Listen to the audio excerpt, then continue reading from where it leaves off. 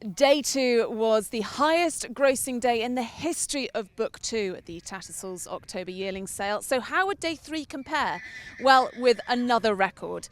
The first ever million Guinea Colt was sold on a sensational day. This son of Kamiko, a spitting image of his father, became the highest priced colt ever sold at Book 2 of the Tattersalls October Yearling Sale, bought by Godolphin for 1 million guineas. By just 50,000 guineas, it's the second highest price ever given at the sale.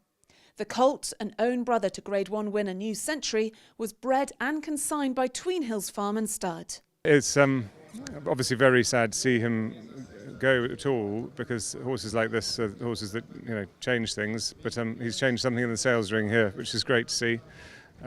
Huge credit to Peter Maloney and the team in Ireland who foaled him and brought him up until the spring of this year at Spring Lodge.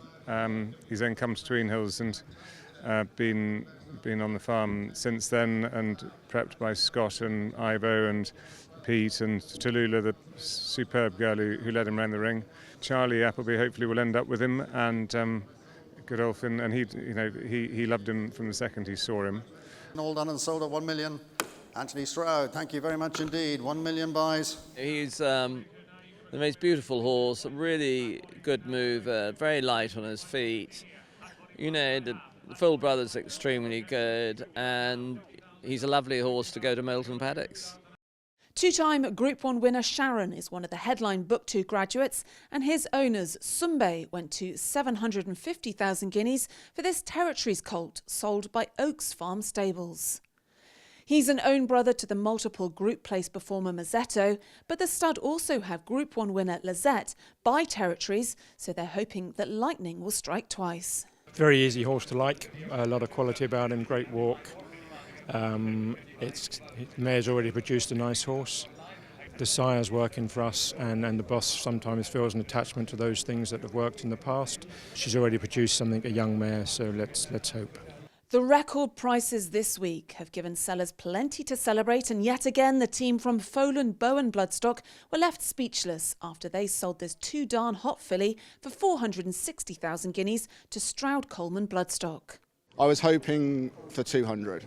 I thought if we can get 200 then everybody's going to be ecstatic, but yeah, it just went past that and it got into sort of dream world at that point. Elaine's a great supporter of us at the farm. She's had horses with us from the beginning, and it's kind of grown and grown. It started with a couple, and now we have, I don't even know, probably 17 mares, probably got quite a few, and she's a fantastic supporter of the industry and of us, and it couldn't have happened to a nicer person, so I'm just delighted.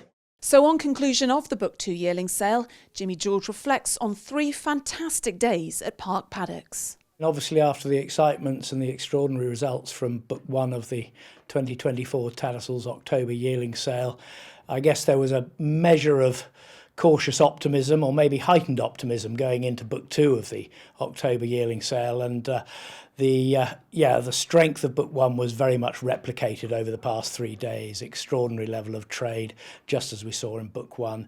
Very international, but equally, I think it reflects the quality of the yearlings that the buyers find every year at Book 2 of the October Yearling Sale. And it's very clear that so many of the leading British and Irish breeders and consigners target Book 2 with some very, very high-class yearlings, and that's the key to the success of the sale. Great set of figures for Book 2 of the October Yearling Sale, up across the board, as you might have expected after the strength of Book 1, but the average is in uncharted territory, the turnover of just shy of 70 million guineas, an average of just below 110,000 guineas, and a record equaling median of 70,000 guineas, all tell you a very graphic story of a very strong sale.